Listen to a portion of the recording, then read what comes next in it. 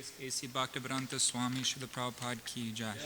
Jayam Vishnupad Paramahamsa Parivraj Kacharya Shri Shrimad is Divine Grace Srila Bhakti Siddhanta Saraswati Goswami Maharaj Prabhupada Ki Jai. Ananta Koti Vaishnava Vrinda Ki Jai. Namacharya Srila Haridas Thakur Ki Jai. Prem Sako Shri Krishna Chaitanya Prabhu Nityananda Shri Advaita Gadadhar Shri Vasari Gaura Bhakta Vrinda Ki Jai. Shri Shri Radha Krishna Gopa Gopinath Shamakun Radha Kun Giri Govardhan Ki Jai. Shri Vrindavan Dham Ki Jai. Mayapur Navadvitam Ki Jai. Jagannath Puri Dham Ki Jai.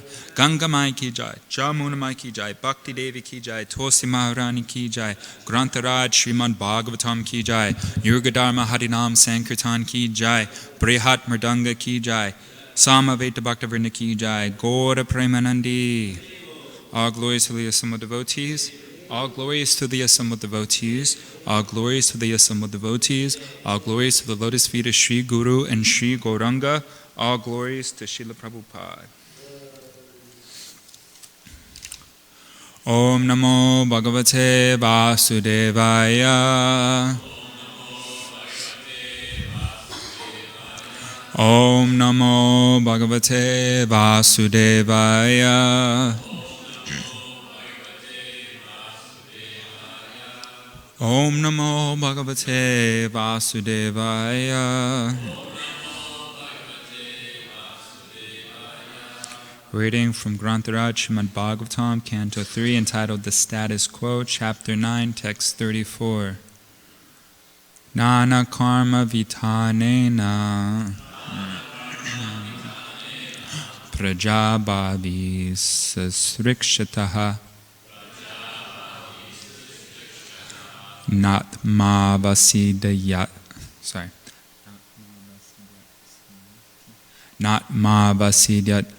asminste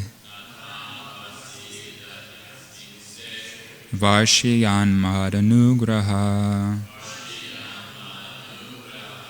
Nana karma vitanena Prajabhavi sasrikshataha Natmavasidhyat asminste Varshiyan Madanugraha. And please chant.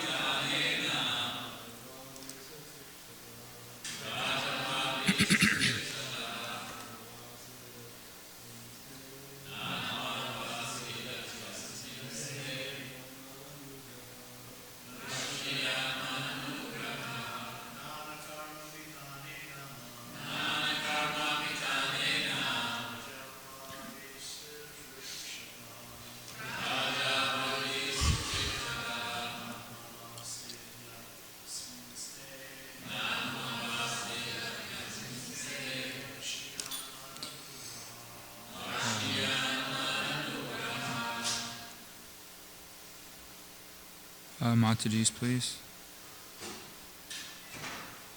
Mataji's. Yeah.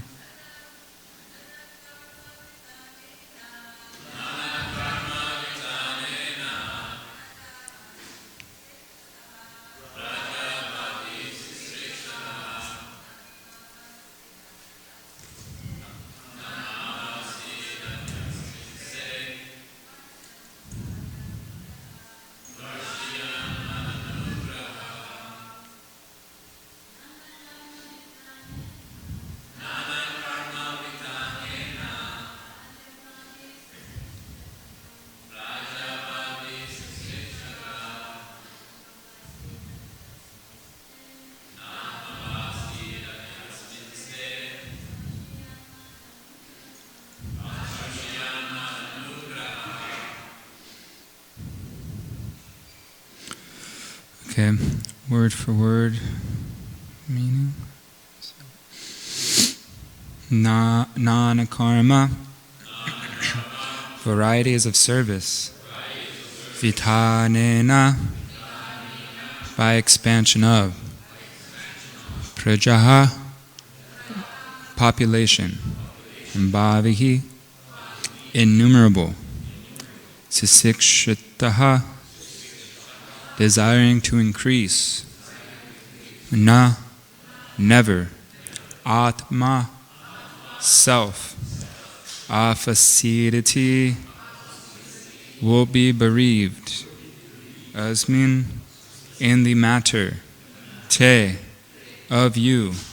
Varshiyan, increasing. Always increasing. Mat, my. Anugraha, causeless mercy. Translation. Since you have desired to increase the population innumerably and expand your varieties of service, you shall never be deprived in this matter, because my causeless mercy upon you will always increase for all time. Purport. A pure devotee of the Lord, being cognizant of the facts of the particular time, object, and circumstances, always desires to expand the number of devotees of the Lord in various ways. Such expansions of transcendental service may appear to be material to the materialist, but factually they are expansions of the causeless mercy of the Lord towards the devotee. Plans for such activities may appear to be material activities, but they are different in potency, being engaged in the satisfaction of the transcendental senses of the Supreme. Om Jnanantimandasya Jnananjana Shalakaya Chakshu Unmilitam Yena Tasmai Shri Gurave Namaha. Namo Vishnupadaya Krishna Prasthaya Budale Srimate Bhaktivedanta Swaminita Namane Namaste Saraswati Devi Gauravani Pacharine Nirvishesha Srinivadi Pashtadidi Shatarine Jai Shri Krishna Chaitanya Prabhu Nityananda Shri Advaita Gadadhar Shri Vasadi Gaura Bhaktivinoda Hare Krishna Krishna Krishna Hare Hare Hare Rama Rama Rama Hare Hare Vanchakapaduru Bishtra Kripa Sindhubi Evicha Patitanam Pavanibhyo Vaishnavibhyo Namo Namaha. Translation one more time. Since you have desired to increase the population innumerably and expand your varieties of service, you shall never be deprived in this matter, because of my causeless mercy upon you will always increase for all time. Yeah. So the Lord is speaking to Lord Brahma here. Lord Brahma desiring to, as his service, create the universe. So Krishna is responding.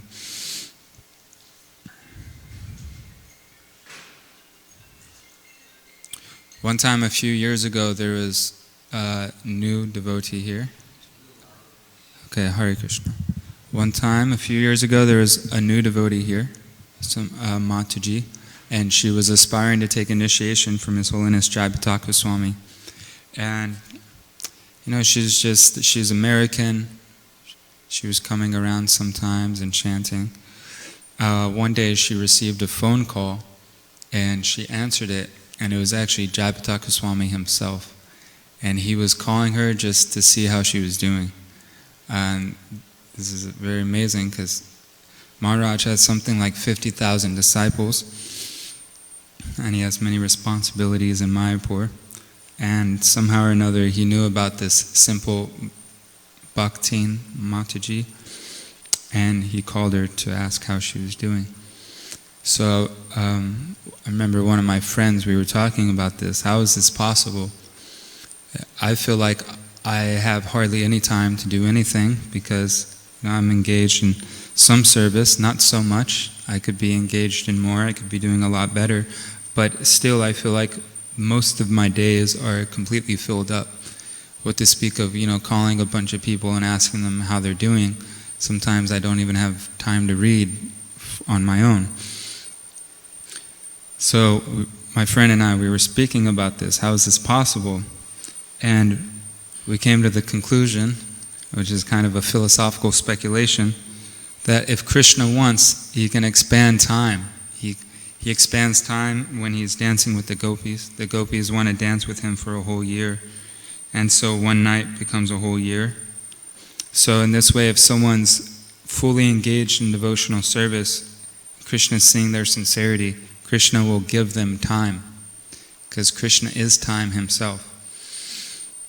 So just like this, if we're desiring to increase our varieties of service, just like Krishna is saying here to Lord Brahma, then you shall never be deprived in this matter, because my causeless mercy upon you, you will always increase for all time.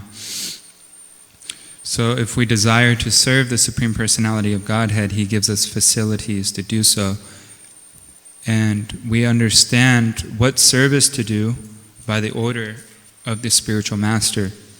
It is said that by the order itself, the order of the spiritual master itself, the disciple becomes empowered to fulfill such a desire. In the purport, Srila Prabhupada saying that a pure devotee of the Lord, being cognizant of the facts of the particular time, object, and circumstances, always desires to expand the number of devotees of the Lord in various ways.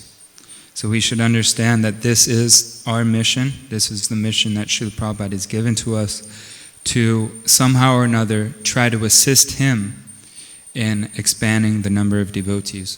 One time, Giriraj Swami Maharaj was asking Srila Prabhupada, what is the duty of the disciple? And Srila Prabhupada responded, first of all, he said, what is the duty of the spiritual master? And Prabhupada's response was, the duty of the spiritual master is to serve Krishna. And then he asked, what is the duty of the disciple? And Prabhupada said, the duty of the disciple is to assist his spiritual master in serving Krishna. So we do not directly serve Krishna.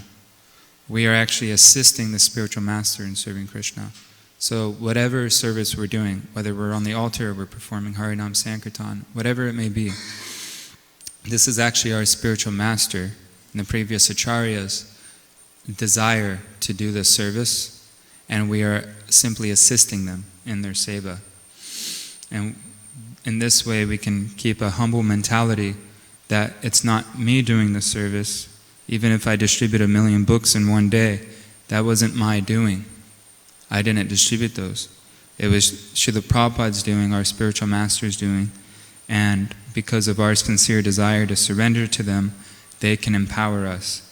And not that we become proud that I am an empowered devotee, but whether we see that our spiritual master is so powerful and so devotionally potent that he can use a fool like me, a useless slob like me, in something useful, to make my existence have some value.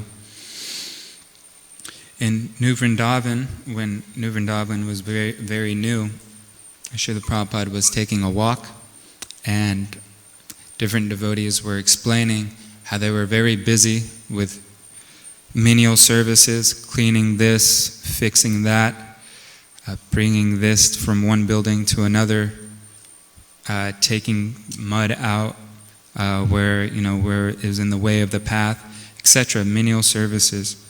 And Prabhupada says, yes, you keep busy your whole life with these menial services, and you go back to Godhead. So this is actually the mercy of Krishna. He actually creates services for us, for the sadhakas, for the devotees to perform. In one sense, really, we can just be chanting under a tree somewhere and be happy. But because most of us aren't qualified to perform such a service as Haridas Thakur would prefer, therefore the spiritual master creates a variety of services that we can engage our mind and our senses in, because currently our mind and senses are conditioned. So if we engage those conditioned senses in the service of Krishna in some way or another, they become purified. Just like we worship the deity and we come to the temple, this is all stimulating our senses transcendentally. In another time, right here actually, up in Prabhupada's quarters, Sri Ananda Goswami came in, and at that time he was a grihasta, and his wife was supposed to come with him to see Srila Prabhupada, and his wife somehow was late. I'm pretty sure it was Sri Ananda Maharaj. I'm almost 100% sure. And Prabhupada asked, where is your wife? And he said, she's always busy doing something. And she got caught up in some service and got distracted. Then she came a few minutes later. And Prabhupada said, yes, this is very good. Stay busy, busy, busy for Krishna. Otherwise, Maya will say, come and play with me. So we have to continuously stay busy in devotional service. Not that we burn ourselves out by working too hard. We have to be intelligent and learn how to pace ourselves and perform service in such a way that we can continue day after day. Brigupati Prabhu once told me that distribute books in such a way that you want to do it again tomorrow. So if you just go all out one day, 15, 20 hours, you don't want to do it again tomorrow. But if you go out just a few hours, you can do it every single day.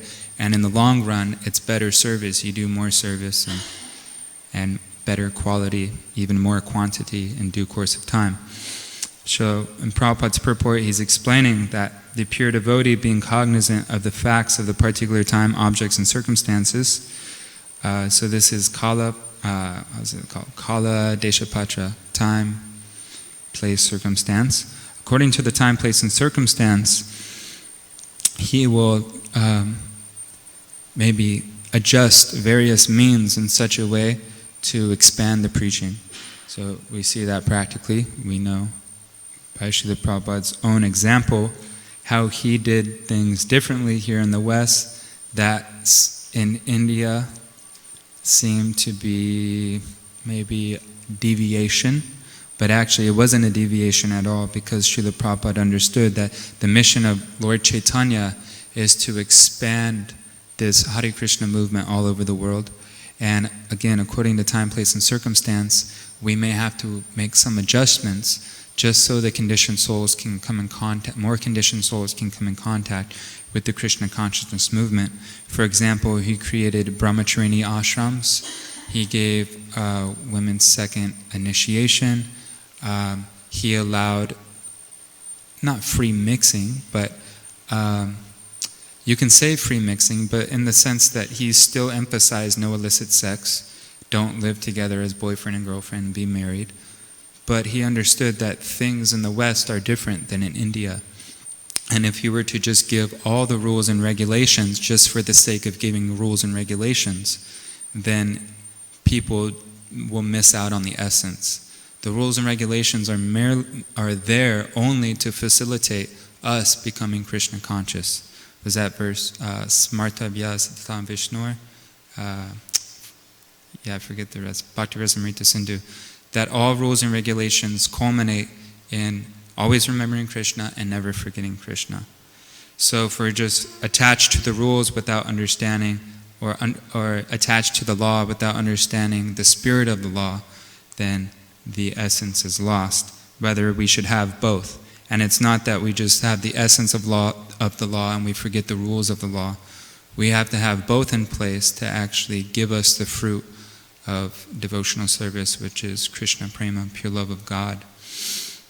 So Srila Prabhupada simultaneously kept the law. He may have to adjust it in a certain way to facilitate the letter of the law or the spirit of the law. Just like in different countries, traffic laws may be different. In one country you drive on the right side, on another country you drive to the left. So different rules may be a little bit different, but the essence of it is to make driving safe, to make it so accidents are minimized. So that is the spirit of the law. And also in the purport, Prabhupada explains that such expansions of transcendental service may appear to be material to the materialist, but factually they are expansions of the causeless mercy of the Lord towards the devotee. So someone who doesn't have transcendental knowledge, who doesn't understand the Krishna consciousness movement, Lord Chaitanya's movement of expanding love of God all over the world, they may see the devotees' activities as mundane. Just for example, Prabhupada hatched this transcendental plot, he said, by getting money by distributing books. Not that the goal was to get money, but simultaneously from distributing books, you get Lakshmi to maintain the temples, to expand the preaching around the world, and simultaneously you're doing the highest preaching. And simultaneously the devotee engage in that service is making a lot of advancement, getting the mercy of Lord Nityananda. But from a mundane perspective, selling books is not spiritual. It's like encyclopedia salesman, or you go to Barnes and Noble and you can buy books there. So why are devotees in parking lots and schools and colleges and festivals selling books, dealing with money, dealing with credit card machines, dealing with the internet to get Venmo and Cash App and Zelle and all these things? It seems mundane, but actually this is pure transcendence. Even the lines we use on book distribution, yo bro, what's up man? This is actually transcendental sound vibration, because it's meant, the purpose of that is meant for that person to come in contact with Lord Chaitanya's mercy. One time I was sitting at a book table in Santa Cruz, and some envious person, really envious person, came up and just immediately started criticizing us. And he knew about our movement. He knew about ISKCON, and he was bringing up some controversial issues, and we were just sitting there, and we were trying to ignore him. But then he started criticizing that ISKCON, you guys are a multi-million-dollar incorporation, and you guys are so concerned about money. I didn't say anything, but I was thinking, yeah, actually ISKCON should own all the money of the world, because ISKCON is actually an incarnation of Krishna, and all Lakshmi belongs to Krishna, Lakshmi Narayan. So actually we should have all the money, just not only millions or billions of dollars. We should own every penny of the world. So this is just one example of someone with mundane perception seeing a pure transcendental movement as something mundane, calculating it with his material mindset. A few months ago, we were at Long Beach City College. I think Bhakti Kir was there also. We went to CSU Long Beach, and it was really tough. It was Brigapati Prabhu, Bhakti Kir, Nitya Sankirtan Yagya Prabhu, who was visiting, and myself. And we were going to split the parties up in two people at each table. So we went to a big university, and we set up 2 book tables in 2 different areas, and we were both having a tough time. Right? You were there, right? Oh yeah, Bhakti Jimmy was there too. And you were there. Yeah, and Bhakti Jimmy. So we had 2 tables at 2 different places, and it was tough. We were all struggling. So Brigapati Prabhu and I decided that we were struggling to distribute books. Nobody was stopping or taking books. So Brigapati Prabhu and I, we decided to go to a city college about 20 minutes away, and so we packed up and we went there. And again, it was pretty tough, but we tried, and we did something. And then we went back to the university to pick up the other devotees, Bhakti Jimmy and Nitya Sankirtan Yagya Prabhu. And at that point, it was sunny outside, and we drove the vehicle onto the campus to pick up the devotees. And it started sprinkling rain. And Brigapati Prabhu said, oh, this is very auspicious. It's called Divya Snan, when it rains while the sun's out. So, Deva Snan. Oh, okay. Deva Snan. And so it was raining, and he said, it's very auspicious. I said, really? Okay, I'm going to try to distribute a book. So I just spontaneously, I pulled out a whole Bhagavatam set, and the very first person I met, mind you, I was struggling to distribute books all day. It wasn't very good, relatively. I took out a Bhagavatam set. The very first person I met, he was actually a teacher. He took the whole Bhagavatam set and gave $500. Just the very last person of like the very last minute of the day. And we drove away, and it was really ecstatic. And sometimes when we talk about experiences like this, again, the mundane mind may say, why are you so excited about some donation or some books going out? But actually we understand that this is Lord Chaitanya's reciprocation, that when we go out and we try to, like in this purport, expand the number of devotees, that Lord Chaitanya's reciprocation comes in the form of books going out, Lakshmi coming in, people dancing on the Harinam, people coming to the temple. So of course we're going to be excited about this. And this is actually this is transcendence. This is pure transcendence. This is actually Lord Chaitanya's pastimes happening in modern day. And one devotee, what's his name? Jagadish Prabhu. Forget, he has a second part of his name, but he comes here sometimes. He gave class one time and he said that his favorite thing to witness is somebody new coming to devotional service, because he was saying that before my eyes I am watching Lord Chaitanya's pastimes, something that has a form of Lord Chaitanya's pastimes that has never taken place in the history of the universe. This particular person coming in some particular way to devotional service and beginning his bhakti yoga process. It's the first time, it's something that's never been seen before, that this particular person is surrendering. So we're witnessing Lord Chaitanya's pastimes. Arjuna fighting in the battle of Kurukshetra is not mundane. This is on the order of Krishna. The whole battle of Kurukshetra becomes spiritual. When we read Mahabharata, there's so much diplomacy and intrigue and envy and killing, but it's all exciting because it actually stimulates the transcendental senses, because it's purely spiritual. Mundane people will have the concept that monks or yogis will live in some mountains, and real spiritual life means you have no money, or you may not even talk, you don't speak.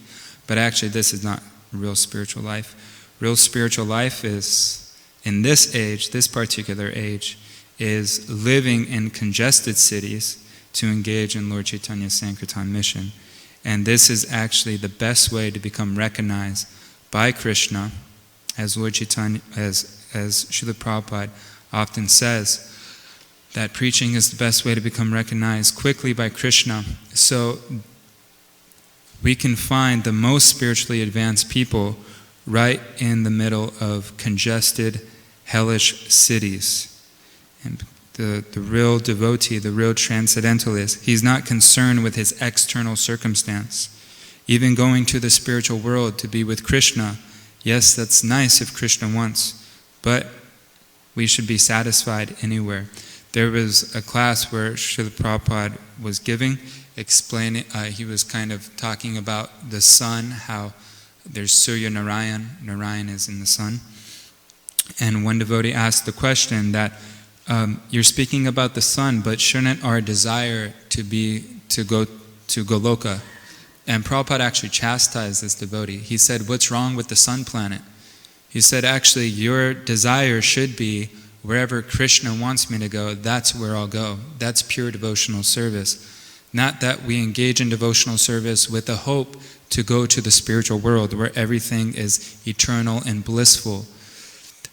Only if Krishna wants us to do so. If we have the mentality that we're performing devotional service to go to the spiritual world, that's actually a business mentality. I'm doing service, I'm doing work, and I want a payment for it.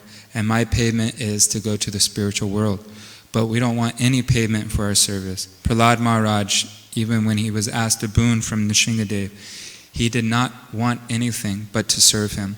And because Nrsingadev wanted Prahlad to take a boon so badly, Prahlad, just to please his Lord, accepted a boon, and his only boon was to deliver his father. So we could see, even if Krishna offers us some benediction, our only prayer, our only wish should be, please help other conditioned souls come back to you. Nothing for myself. And this was actually why Lord Chaitanya became so pleased by Vasudev Dutt. He actually said, my body belongs to Vasudev Dutt, because Vasudev Dutt was prepared to suffer in hell for the rest of eternity so that the conditioned souls can go back to the spiritual world. He was even willing to take everyone's karma. So this is pretty intense. Can you imagine everyone's karma? Not only humans, but all the insects, all the bugs, all the germs, everyone in hell, all their karma, just so everybody else can be happy with Krishna. And I'd like to end with one thing in Srila Prabhupada's purport in the second canto, explaining the hellish planets. Is very inspiring. First of all, he says that if even for a moment remembrance of Vasudeva, the Supreme Personality of Godhead, is missed, that is the greatest loss, and that is the greatest illusion, and that is the greatest anomaly. The Lord can be worshipped in all stages of life. For instance, even in the wombs of their mothers, Maharaj Prahlad and Maharaj Parikshit worshipped the Lord. Even in their very childhood, at the age of only 5 years, Dhruva Maharaj worshipped the Lord. Even in full youth, Maharaj Ambarish worshipped the Lord. And even at the last stage of his frustration and old age, Maharaj Dhritarashtra worshipped the Lord. Ajamil worshipped the Lord even at the point of death, and Chitraketu worshipped the Lord even in hell and in heaven. In the Nrsimha Purana, it is said that as the hellish inhabitants began to chant the holy name of the Lord, they began to be elevated from hell towards heaven. Durvas Muni has also supported this view. Simply by chanting the holy name of the Lord, the inhabitants of hell became released from their hellish persecution. So in another purport, Prabhupada explains how Narada Muni once went to the hellish planets and he was performing Harinam Sankirtan. And actually from that, the hellish inhabitants were becoming liberated from their hellish condition. So this is our only reason to exist. We have, as coming to the Krishna consciousness movement, trying to surrender fully, we are basically dead to material society. We have no material interest. Our only reason to exist and live is to merely serve the previous acharyas, to assist Srila Prabhupada in his service, and to somehow or another help the conditioned souls connect with Krishna. There's no value in anything else. Everything else is completely useless, except for this one motive of living for others, living for the spiritual master, and living for the conditioned souls. Okay, does anybody have any questions or comments or corrections? Feel free to ask. No? Okay, Granth Raj Srimad Bhagavatam Ki Jai, Srila Prabhupada Ki Jai, Hari Bol.